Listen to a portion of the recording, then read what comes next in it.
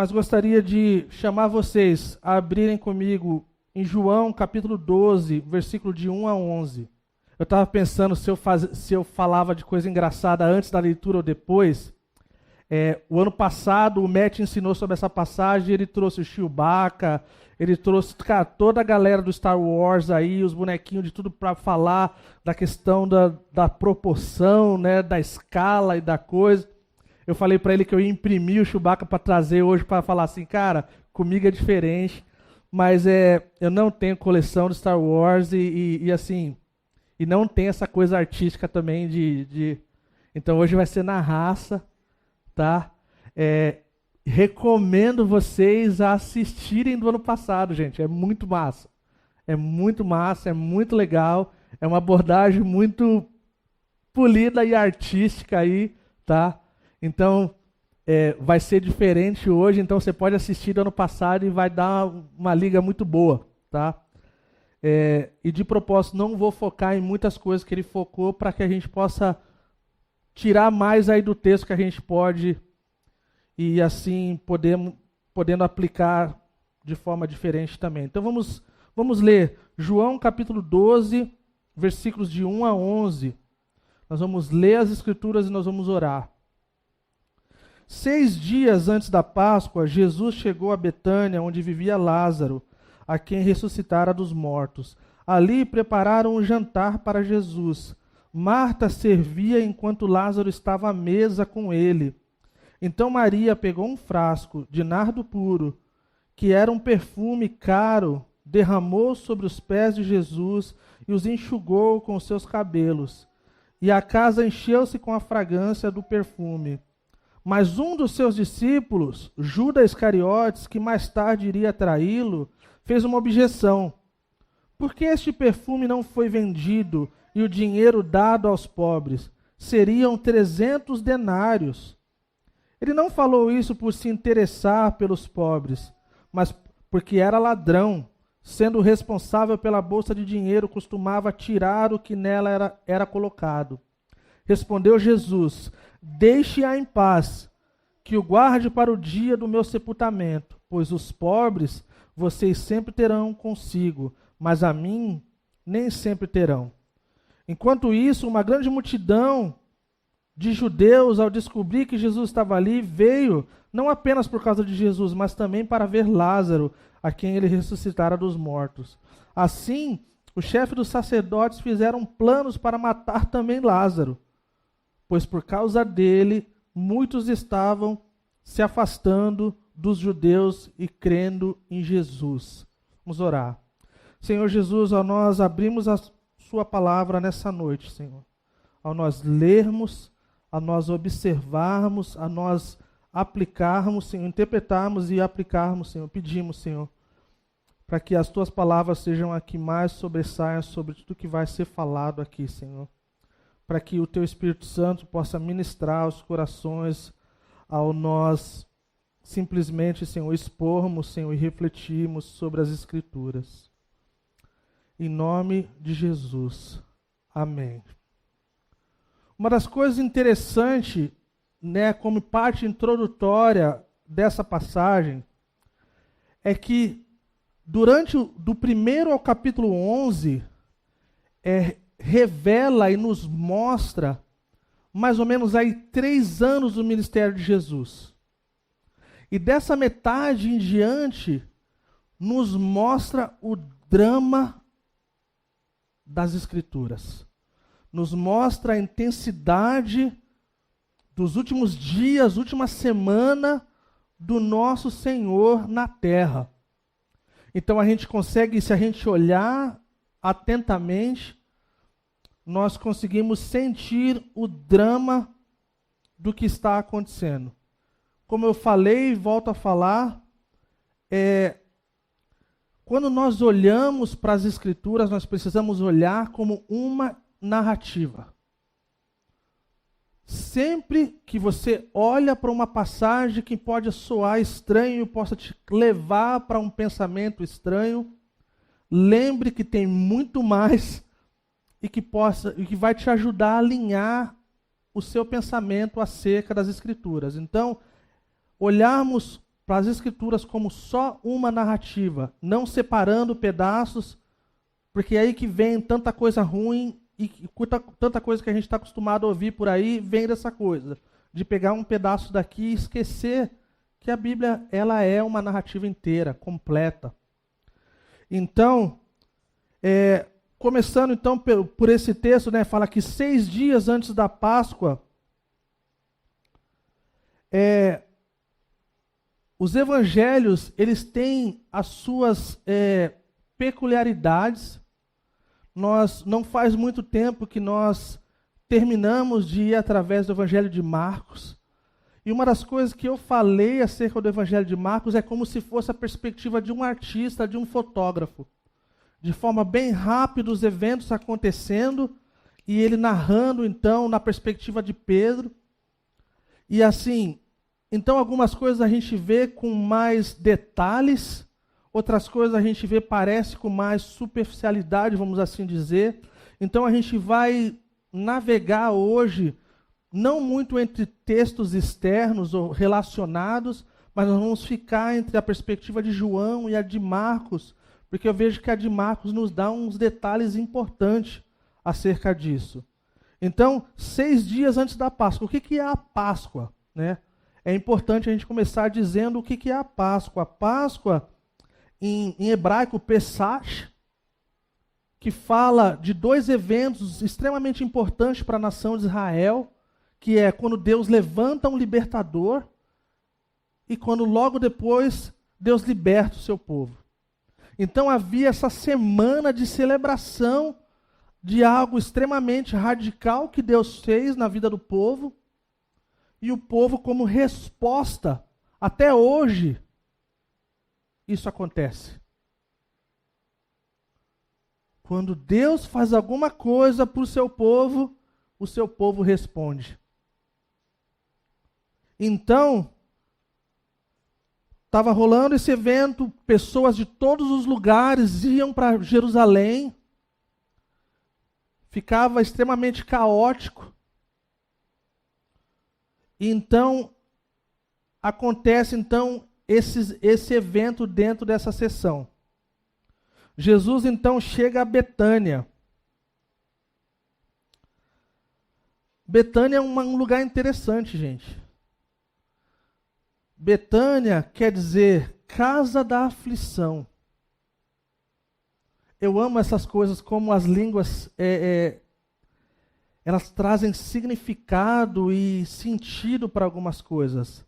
Em hebraico, Beit é casa. Então, Bet de Betânia quer dizer casa. Se você for numa sinagoga aqui perto da arena ali do Atlético, tem uma sinagoga chamada Beit Shabbat, que é a casa da sabedoria. Então, Betânia quer dizer casa da aflição. E Jesus amava esse lugar. Betânia era o lugar que era como se fosse o pé do Monte das Oliveiras. Monte das Oliveiras era o lugar onde tantas vezes Jesus ia para lá.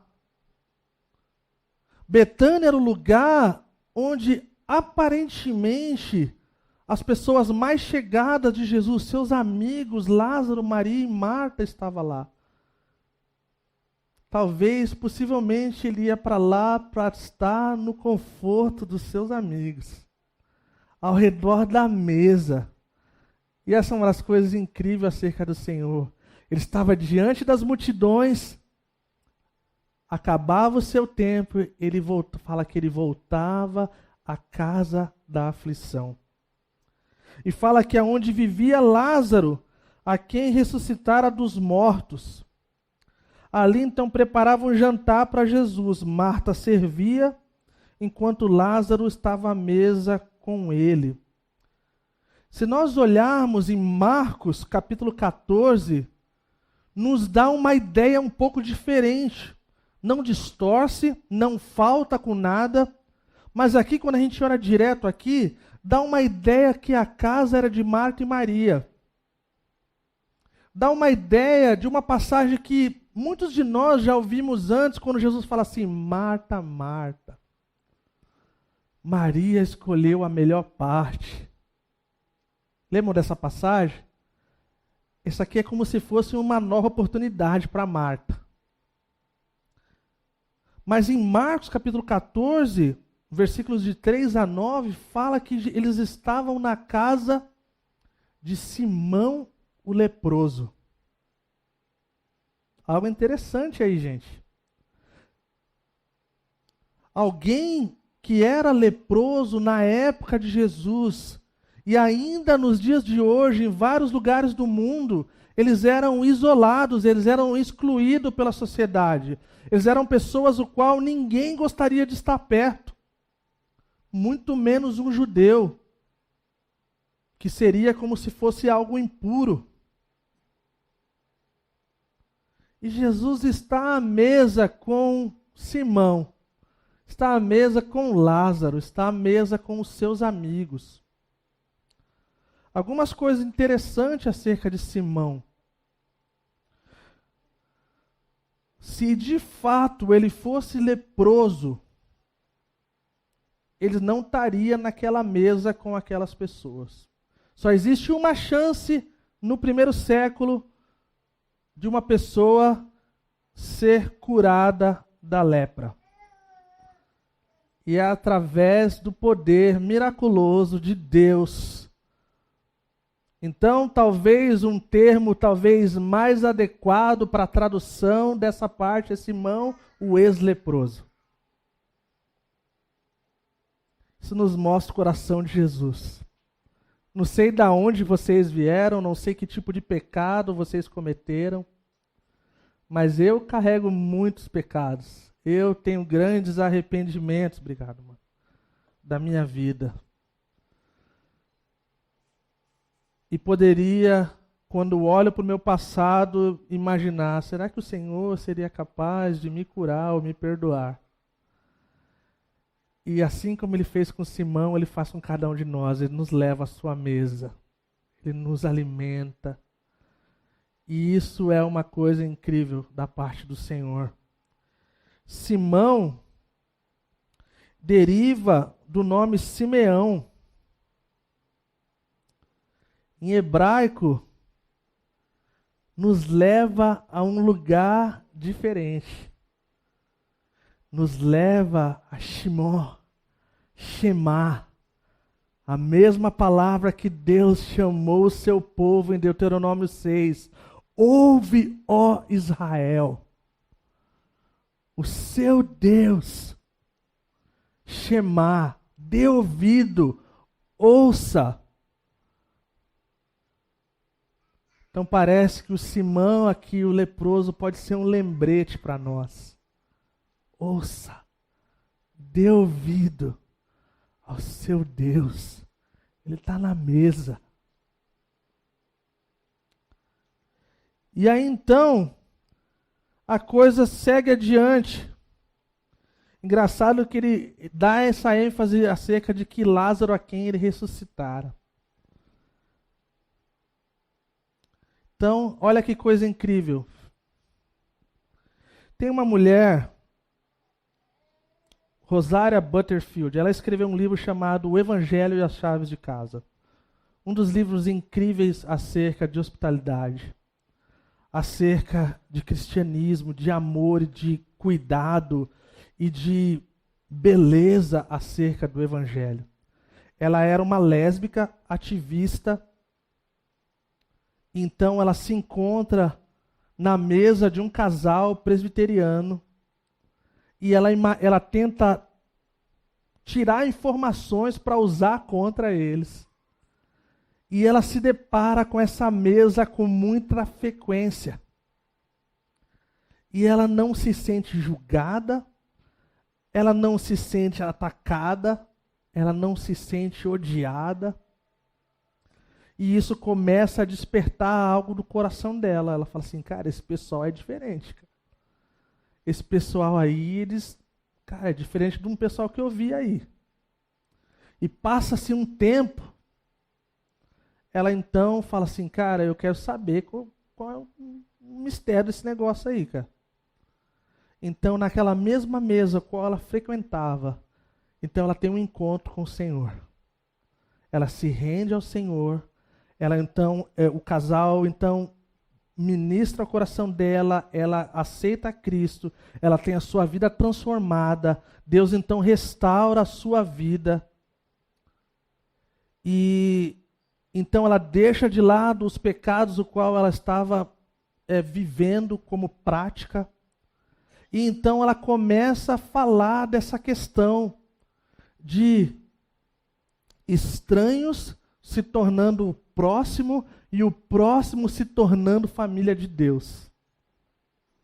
Então, ela compra então uma mesa de 3 metros para que pessoas pudessem sentar nessa mesa e poder receber a mesma coisa que ela recebeu.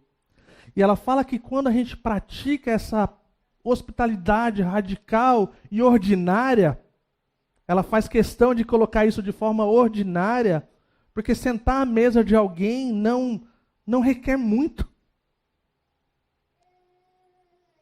Então, ela fala que quando isso acontece, é como se fosse uma teologia vivida em ação. Onde, quando nós nos deparamos, nós temos amigos aqui, o qual nós temos liberdade para ir para a casa dos outros, e quando de repente a gente está batendo papo, um está lavando a louça, outro está dobrando a roupa. É mais ou menos essa ideia aqui, gente. Marta e Maria estão na casa de Simão. E Marta está servindo como se estivesse na sua casa. Era uma prática até hoje no Oriente Médio e em muitos lugares da Ásia. O anfitrião, a pessoa que recebe, é aquela que está ocupada fazendo as coisas, normalmente a mulher. Então a gente vê uma mistura de cultura aqui. Porque por um lado tem a normalidade de uma mulher servindo como anfitriã de uma casa que não é dela, mas com certeza havia essa proximidade de amizade. Mas havia essa mulher que estava no meio dos machos. Que não era normal.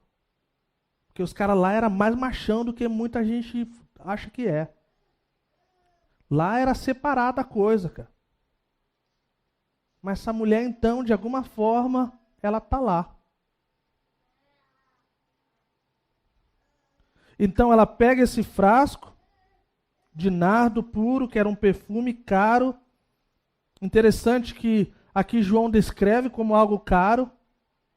Então, indiferente do que Judas fala, a gente tem ideia, era caro, era custoso, era valioso. Então, ainda hoje, nas culturas do Oriente Médio e na Ásia, as pessoas comem ao redor da mesa, talvez só com vários pratos, comendo todos juntos. E eles estavam lá, possivelmente talvez com os pés debaixo da mesa, alguma coisa do tipo. É difícil saber exatamente.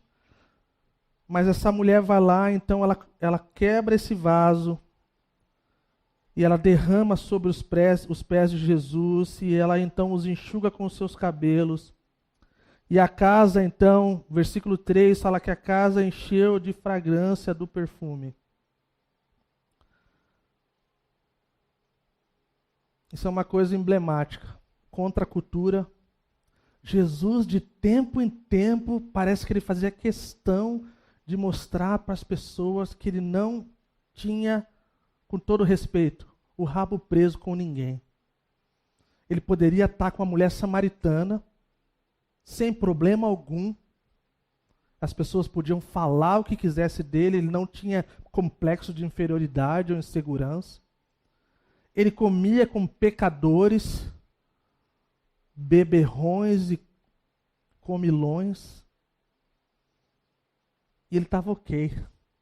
Isso é uma coisa incrível, ele estava ok. Então Jesus, ele não estava preso ao sistema judaico. Isso é um ponto de observação importante para a gente.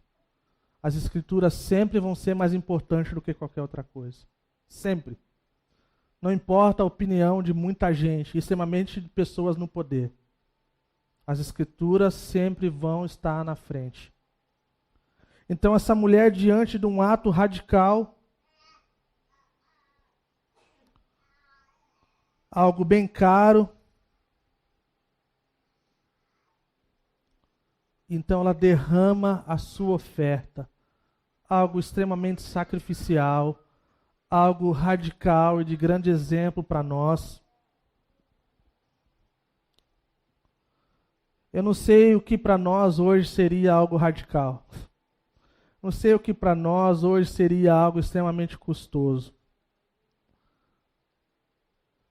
Mas eu sei que a vida cristã é cheia de sacrifícios. É cheio de coisas que são custosas para a gente. E ter essa convicção de que estar aos pés de Jesus é extremamente muito mais valioso do que qualquer outra coisa, por mais preciosa que seja. Isso é uma coisa radical. Versículo 4 fala: mas um dos seus discípulos, Judas Iscariotes, que mais tarde iria traí-lo, fez uma objeção. Por que este perfume não foi vendido e o dinheiro dado aos pobres seriam 300 denários? Remetendo para Marcos capítulo 14, nos mostra que não era só Judas que estava assim. Nós temos, Judas merece todo julgamento aqui, tá? Mas os outros discípulos também estavam. Fala que eles estavam discutindo. Eu consigo imaginar Pedro falando coisa que não deve, cara. Ele devia estar tipo assim: é verdade, Judas, cara, o negócio é caro, cara, essa mulher vai e faz isso, cara. Mas fala que eles estavam discutindo e fala que estavam arrepreendendo com certa severidade.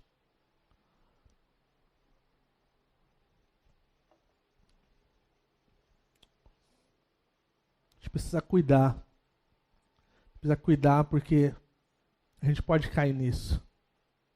Especialmente nós da Calvary, nós temos um pecado que nós carregamos de acharmos que nós somos exclusivos. Nós estamos na palavra, o outro pessoal lá é... Que o Senhor nos livre disso. Algumas pessoas, eles têm umas práticas diferentes da nossa. Mas está ok. Desde que eles amem o Senhor, desde que eles estejam na palavra, está ok. Até nas expressões da igreja. Estava falando para o pessoal um dia desse, a Calvary que nós plantamos em Foz, nós tínhamos um bom espaço lá atrás para o pessoal que era mais doidinho assim na hora do louvor. Tá ok, gente. Nunca vai ter dança espontânea na frente, mas atrás, mano, tipo assim, é contigo. Às vezes a gente não bate palma aqui, não é porque é proibido não, é que às vezes falta banda, mas hoje teve banda, né, cara? Hoje deu pra bater palma legal e tal, tipo assim. É mais fácil bater palma, né? Mas a gente não é contra, não. Então, às vezes, a gente tem a tendência de olhar, as pessoas estão se expressando de tal forma, essa forma é errada. Quando nós não temos essa clareza, nós temos a clareza que é diferente, que talvez isso não é uma realidade para nós como igreja. Mas precisamos cuidar. E aqui então revela o coração de Judas e dos outros. Versículo 6. Ele não falou isso porque ele se interessava pelos pobres, mas era porque ele era ladrão. Porque ele carregava a bolsa com o dinheiro e tirava de tempo em tempo. Costumava tirar o que nela era colocado. Então aqui está revelado o coração dele. Ele não se importava com o pobre, não estava nem aí. Ele estava querendo dar uma aparência de uma coisa que ele não era. Jesus, conhecendo o seu coração, assim como conhece o nosso. Então, muitas vezes transparecemos algo que não é. Então Jesus sabe tocar na ferida. E aqui fala então de forma bem clara, acho interessante isso, não sei o que aconteceu nesse meio tempo aí, não sei se Jesus no pé de orelha falou assim: cara, esse cara é ladrão, mano, entendeu? Tipo assim, porque todos os relatos do evangelho falam que ele era ladrão. Então não sei se já pegaram ele na inflação antes, não sei se desconfiavam dele, entendeu? Mas mesmo assim, quando fala que ele era o traidor, não era claro que era ele. Porque fala que na Santa Ceia os caras se perguntam, tipo assim, não sou eu, mano. Não sou eu. Entendeu? Mas eu amo a resposta de Jesus. Versículo 7. Fala assim, respondeu Jesus, deixe-a em paz. E Marcos, ele vai um pouco adiante. Em outra situação, ele fala assim, eu entrei aqui, vocês não fizeram nada. Mas desde quando eu entrei aqui, eu estou sendo adorado. Eu estou sendo cuidado. Foi lavado o meu pé. Um exemplo de qual ele faria depois e lavou os pés de todos. O qual nos deixa um exemplo do ministério. Quem quiser servir tem que ter a bacia e a toalha. E aí Pedro fala assim, não, Senhor, você não. Você não vai lavar meu pé, não. Meu pé já pisou em muito lugar ruim, errado e tem muita coisa aí. E Jesus fala, então, se eu não fizer isso, você não tem parte comigo. Então tá bom, Senhor, lava o pé, a mão e tudo que tem direito, que eu tenho parte contigo. E Jesus então fala, deixa em paz. O que ela está fazendo é algo extremamente radical. É algo que nenhum de vocês fizeram até agora. E eu vou adiante. Jesus vai adiante. Uma das minhas partes favoritas dessa passagem do Evangelho de Marcos. Fala que o que essa mulher fez será lembrado em todas as nações. Eu gostaria de ler com vocês, essa parte eu quero muito ler com vocês. Vamos abrir Marcos capítulo 14.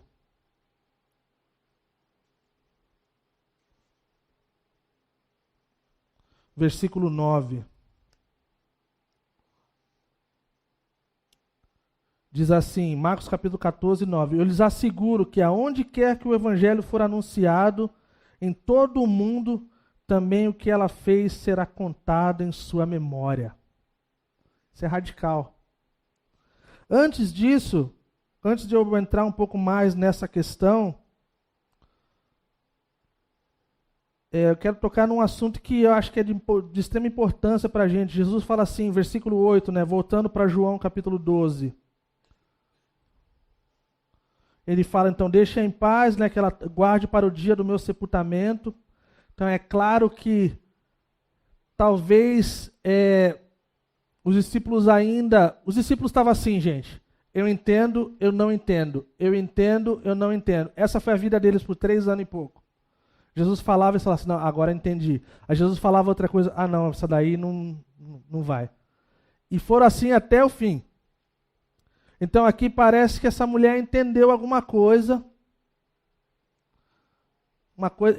Nós estamos diante de um cenário emblemático.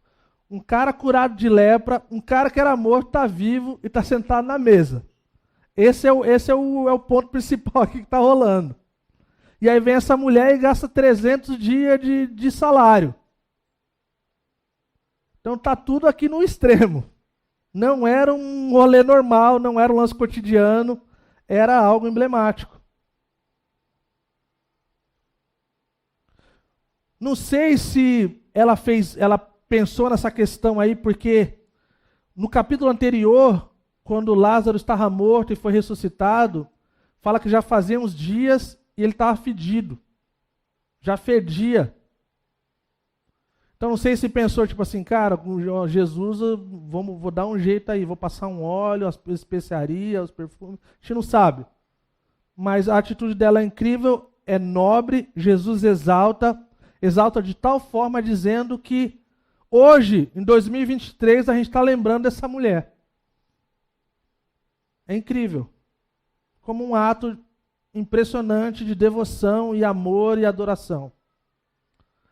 Mas aí ele fala essa questão aqui que parece lidar com uma coisa com o coração de Judas e dos outros, mas vai lidar com o nosso coração também. Ele fala assim, com outras palavras, eu estou indo para a cruz, pessoal. É isso que está acontecendo. Essa mulher aqui, ela está me preparando para o que vai acontecer daqui a 1 semana e pouco. Mas esse pessoal não está falando exatamente assim, cara, perpetuando a condição e a situação do pobre. Não é isso que Jesus está fazendo. Porque, mais uma vez, quando nós olhamos para as Escrituras de ponta a ponta, nós vemos o coração de Deus para o pobre. Nós vemos o coração de Deus para o miserável. A gente vê o coração de Deus para o necessitado. E todos os domingos nós somos lembrados que Deus nos ajude a cuidar do coração do aflito. E ajudar o necessitado, não pagar o mal com o mal.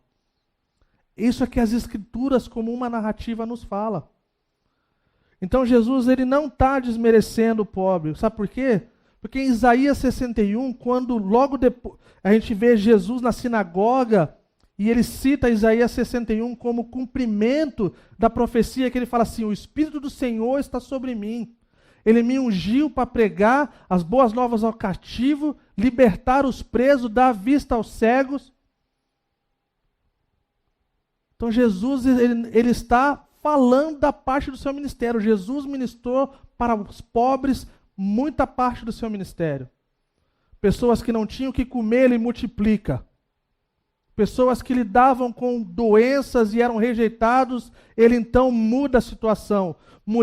Uma mulher que sofria a vida de forma que sangrava sempre, ela toca ele, ele cura. Ninguém vai mais te rejeitar.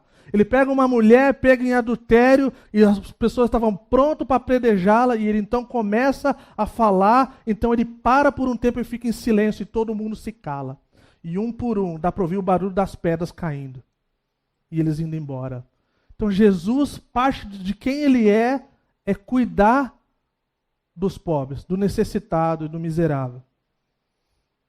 Há quem diga que uma igreja onde prega o evangelho que não se fala sobre pobre é um outro evangelho.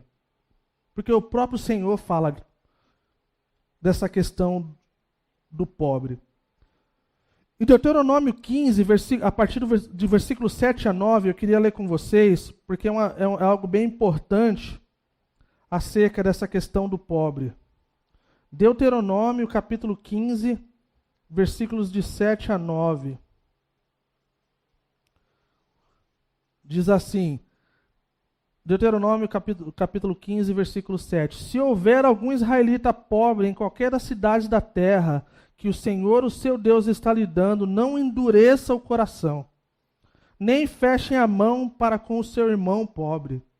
Ao contrário, tenham a mão aberta e emprestem-lhe liberalmente o que ele precisar.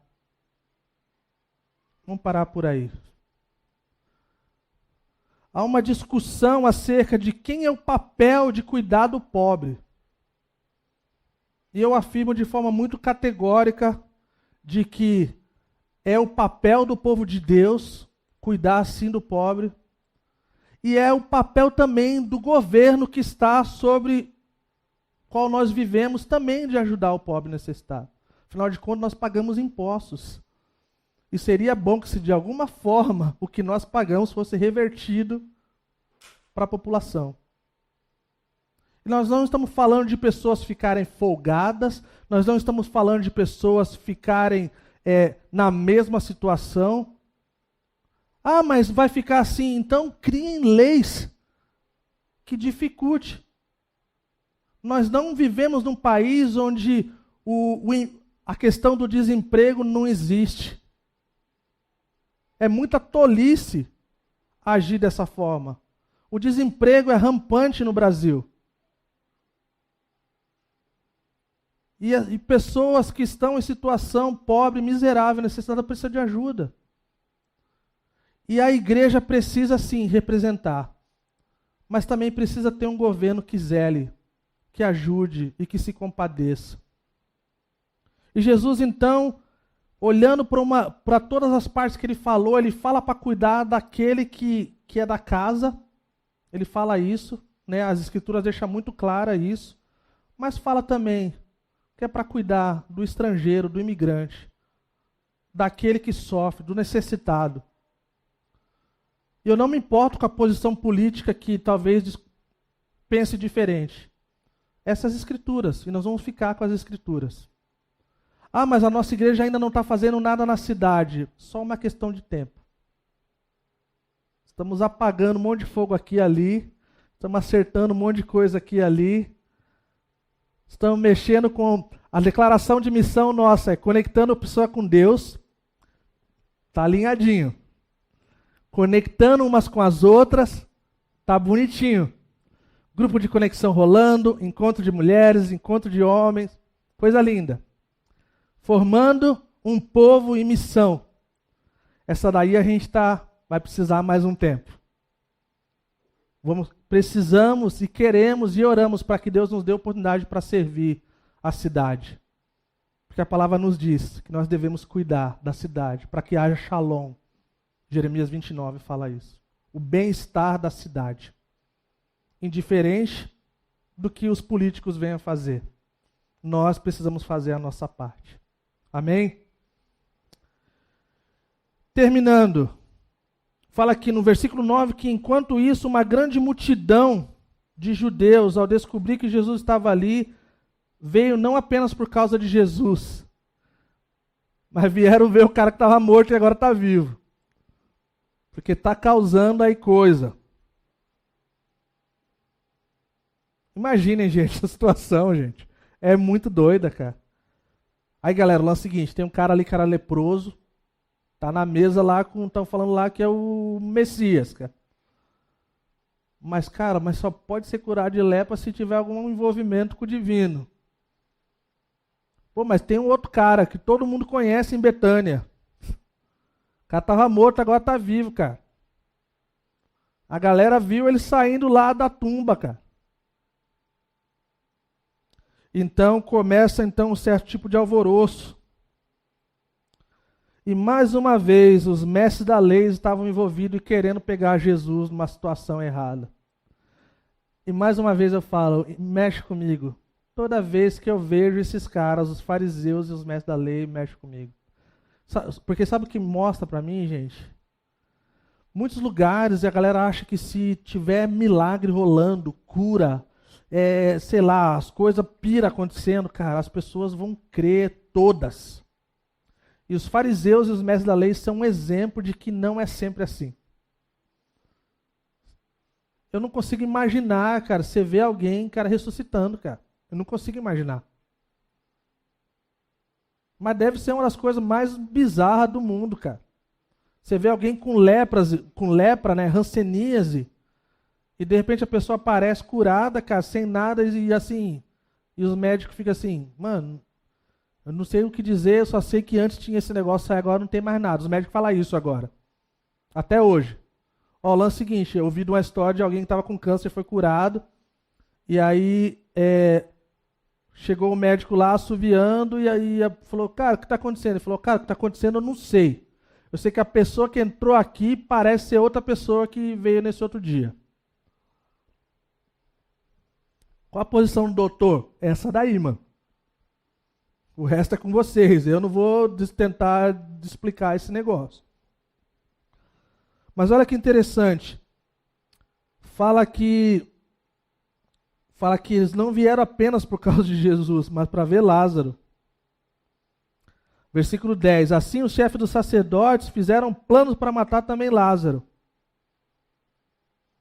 Pois por causa dele, muitos estavam se afastando dos judeus e crendo em Jesus. Olha que radical.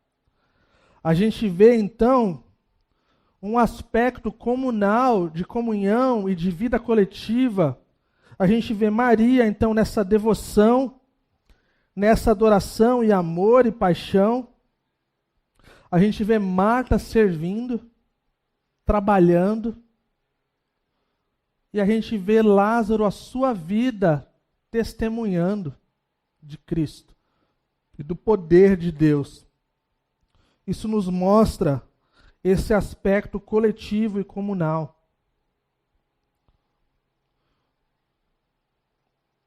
E isso é algo incrível, pessoal. Se reunir como igreja, estar em comunhão uns com os outros, servir, ter a vida de caminhada um com o outro, proclamar a Cristo, andar nos caminhos do Senhor. É uma coisa incrível. O povo de Deus sempre foi perseguido. Sempre. Sempre. Alguém disse uma vez que o sangue dos santos é a semente da igreja. Todos os lugares onde apertaram as coisas acerca do cristianismo, o evangelho foi expandido de forma maior e mais rápida. Alguém disse uma vez: você quer ver uma igreja crescer? Você quer ver uma igreja tendo pessoas se convertendo, pessoas batizando? Você precisa de Lázaros na sua igreja. Pessoas onde as pessoas olham de fora e falam assim: cara, olha para esse cara, mano. Olha para essa pessoa. Nunca imaginei essa pessoa crente. Já ouvi falar isso aí. Fulano, nossa, cara. E eu termino com uma história muito engraçada de um amigo de infância. E nós vamos orar junto. Um amigo de infância é aquele tipo de cara que você falava assim: esse cara nunca. Acredito no fulano, esse cara nunca vai se converter, cara. Quando eu me converti, esse cara me zoava. Gente, eu morria de vergonha, assim, cara. Ele zoava de longe e alto. Eles sabiam que era normal, quando pessoas se convertiam de verdade, que elas mudavam de vida, que elas não viviam mais a mesma vida. Então, uma vez ele falou assim: e aí, Cacá, e as garotas? Eu falei: cara, eu vou esperar um dia eu ter uma esposa para casar. E aí eu falei isso na inocência, e todo lugar que eu ia, ele tipo assim: aí, galera. E assim, e o cara é extremamente vida louca, assim, mas vida louca mesmo, assim, cara. Aí, resumindo a história, eu tava na pizzaria com a Lília, minha primeira e única namorada. Tipo assim, cara, super orgulhoso. Tipo assim, mano, pedi a pizza, cara, quando eu olho na pizzaria, o cara. Falei: putz, ele vai me zoar na frente da minha namorada, mano. Cara, demorou pra eu arrumar a namorada, agora vai tipo assim, mano, vai dar ruim. Cara, e o cara chegou, eu fiquei todo vermelho, o cara envergonhado. E aí o cara falou assim: quem te viu e quem te vê. Mano, tá aí, cara. Você, com uma garota bonita, bacana, e vai casar, né, cara? Eu falei: é isso aí, mano? É só isso aí? Beleza, cara. Anos se passaram. Alguém... tem que cuidar para não falar o nome, porque senão dá ruim, né? Mas alguém falou assim: cara, o fulano se converteu, mano. Aí eu não acredito, mano, eu não acredito, não tem como. Juntou os amigos de infância e inventaram de fazer grupo do WhatsApp, né, cara? Que dura 2, 3 semanas, a galera postando todo dia e depois acaba.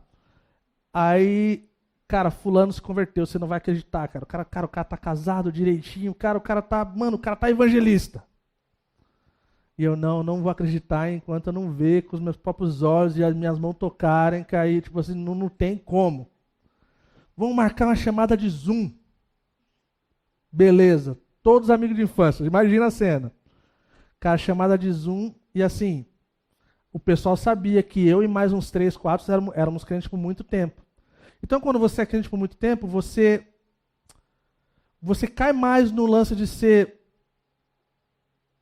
passivo, você não quer ser chato, você não quer falar de Jesus porque assim as pessoas vão te olhar ruim, né? Não é mais ou menos isso?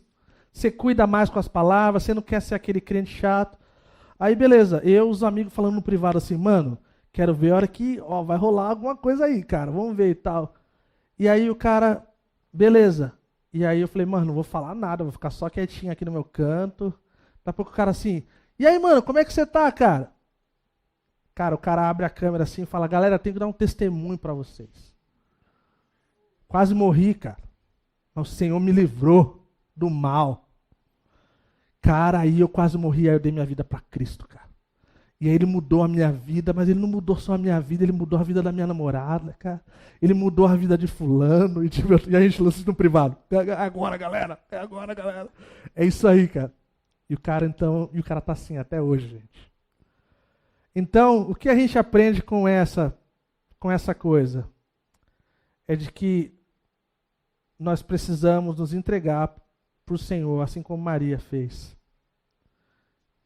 De derramarmos o que a gente tem de valoroso diante dos pés dele.